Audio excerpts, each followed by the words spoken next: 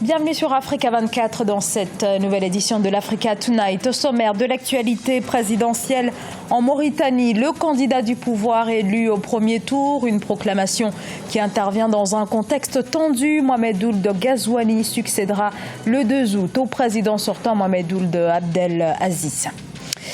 Désormais libre, John Frondi raconte son kidnapping. Vendredi, l'opposant camerounais avait été victime d'un nouvel enlèvement. Les auteurs du rapt n'ont toujours pas été identifiés. Puis le Rwanda qui distribue ses tout premiers passeports électroniques. Qu'est-ce qui va changer? Quels sont les avantages du nouveau dispositif? Reportage à suivre dans ce journal. Il n'y aura donc pas de second tour de l'élection présidentielle en Mauritanie avec 52% des suffrages exprimés. Mohamed Ould Ghazouani a recueilli la majorité absolue au premier tour, selon le Conseil constitutionnel qui a confirmé ce lundi la victoire du général qui devance 4 opposants, dont le militant anti-esclavagiste Biram Ould Daoud Abeid, crédité de 18,59% des voix. Une opposition qui conteste cette victoire et qui continue de dénoncer des fraudes, des irrégularités que le Conseil constitutionnel ne reconnaît pas. La juridiction indique avoir rejeté les recours faute de preuves suffisantes. On écoute la réaction du journaliste mauritanien Abdallah Ormatalla, proche de la mouvance présidentielle. Je pense que le résultat est une victoire pour la démocratie africaine, la démocratie du Sahel. C'est un renforcement du système électoral et un ancrage de la démocratie mauritanienne qui a fait ses preuves au moment où le continent est endeuillé par des reculs de liberté et d'espace démocratique à cause des conflits et des menaces terroristes et des replis identitaires et autoritaires. La Mauritanie réalise un transfert de pouvoir entre un président élu et un autre réélu. C'est une victoire technique pour le Conseil constitutionnel qui est une première dans sa version actuelle en Afrique, qui contient des représentants de toute la scène politique, y compris les partis d'opposition représentés au niveau de l'Assemblée nationale. De ce point de vue-là, il y a lieu de se réjouir pour la classe politique et pour le continent.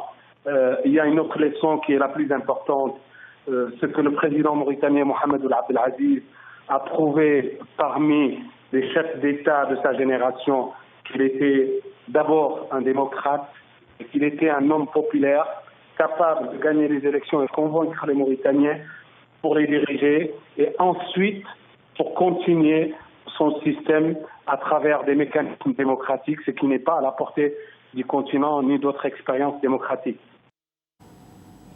L'opposant camerounais John Frondi a été relâché après un nouvel enlèvement devant l'entrée de son domicile situé à Bamenda en région anglophone en proie à une fronde séparatiste. Le président du SDF a été libéré samedi soir après avoir été retenu plus de 24 heures par des présumés sécessionnistes. Corinne Kamsefem. Pour la deuxième fois en 2 mois, l'opposant historique camerounais John Frondi, leader du Social Democratic Front, a été enlevé puis libéré à Bamenda, au nord-ouest, l'une des régions en proie à la crise sécessionniste. Cet enlèvement survenu entre le 28 et le 29 juin met en exergue une forte pression qu'exercerait sur cet homme politique le mouvement sécessionniste qui recherche des figures fortes comme soutien à leur cause. Ils m'ont kidnappé 2 fois. Ils ont kidnappé 2 fois mon frère, 1 fois ma sœur. Ils ont brûlé ma voiture, mis le feu à l'une de mes parcelles. Ils font tout ça parce qu'ils m'accusent de ne pas les soutenir et ils veulent que je retire mes députés du Parlement camerounais. Je n'étais pas vraiment d'humeur à négocier, mais je leur ai demandé de me libérer pour pouvoir parler à mes députés, mes sénateurs et mes maires pour voir quelle approche adopter.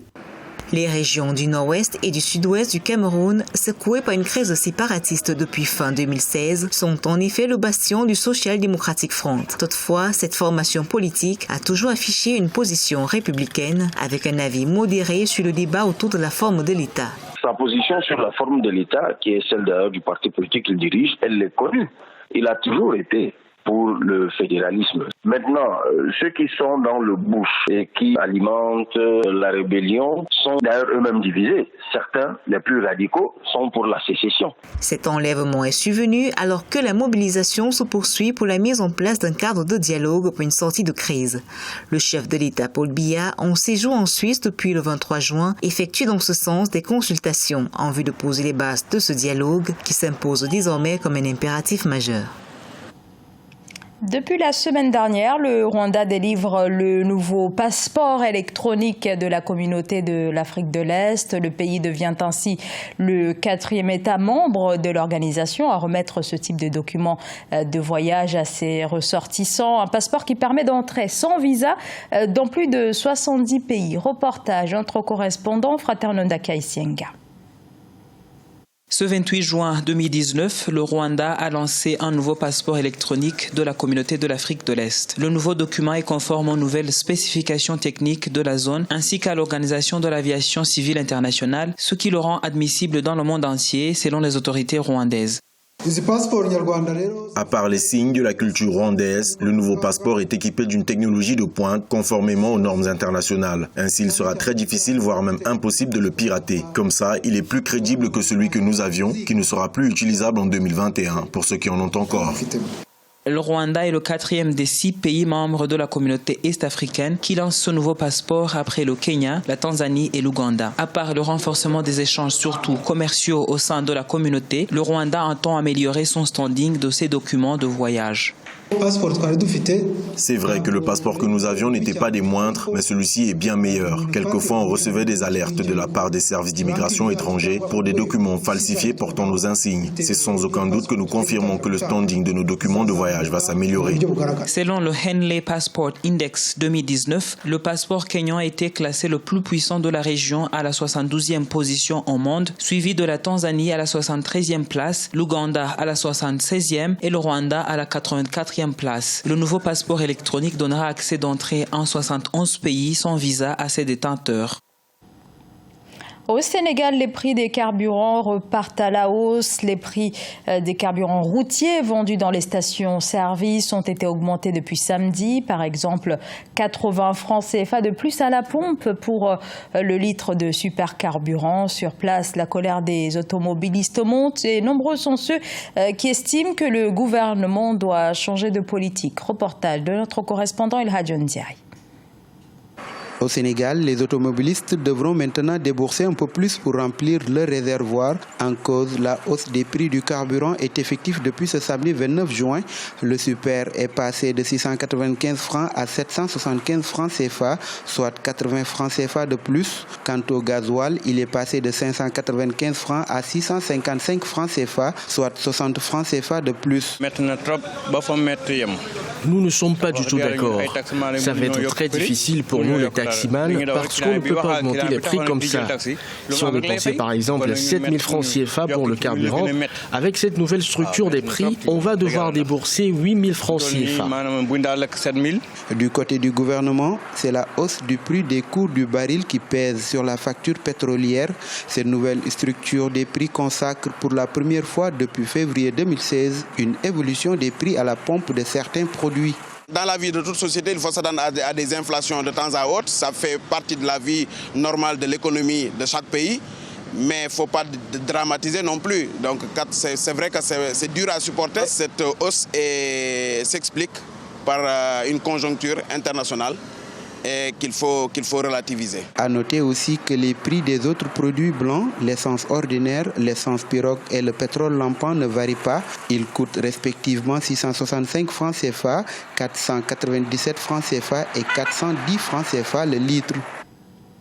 Premier motif de consultation et d'hospitalisation, le paludisme demeure la première cause de décès au Burkina Faso. Pour inverser cette tendance, le Programme national de lutte contre la maladie a mis en place un dispositif axé sur la distribution gratuite de moustiquaires imprégnés d'insecticides. Reportage de notre correspondant au Burkina Faso, Jean-Paul Ouedraogo. Au Burkina Faso, la campagne nationale 2019 de distribution gratuite de moustiquaires imprégnés d'insecticides à longue durée d'action a été lancée. Durant cette campagne, 11 millions de moustiquaires seront distribués à travers le pays afin de permettre aux populations recensées de se mettre à l'abri des moustiques, principaux vecteurs du paludisme en cette période hivernale. De façon spécifique, il s'agit de maintenir la pleine disponibilité des MILDA pour les besoins de protection de la population, d'assurer une couverture universelle en MILDA de la population du pays à raison d'une MILDA pour 2 personnes d'ici fin 2019. L'innovation au titre de cette campagne, c'est l'introduction de moustiquaires beaucoup plus efficaces et dites de nouvelle génération. Le coût global de l'opération s'élève à plus de 23 milliards de francs CFA. L'effort est consenti par le gouvernement et ses partenaires dans le cadre de la prévention du paludisme dans le pays. On a entendu la communication à la télé et puis dans les médias qui est de venir prendre les moustiquaires aujourd'hui. Donc c'est pour cela que nous on est là pour prendre aussi, aller nous protéger contre le palu. 4e opération du genre, l'objectif de la campagne, selon les autorités, est de porter à 80% l'utilisation des moustiquaires imprégnés par les populations du Burkina Faso d'ici fin 2019. À noter que le pays a enregistré plus de 5 millions de cas de paludisme, dont plus de 250 000 cas graves, avec près de 2000 décès en 2018. Ce journal a été réalisé par l'ensemble de la rédaction. Merci de votre fidélité. Dans un instant, une nouvelle édition de l'actualité sur Africa 24.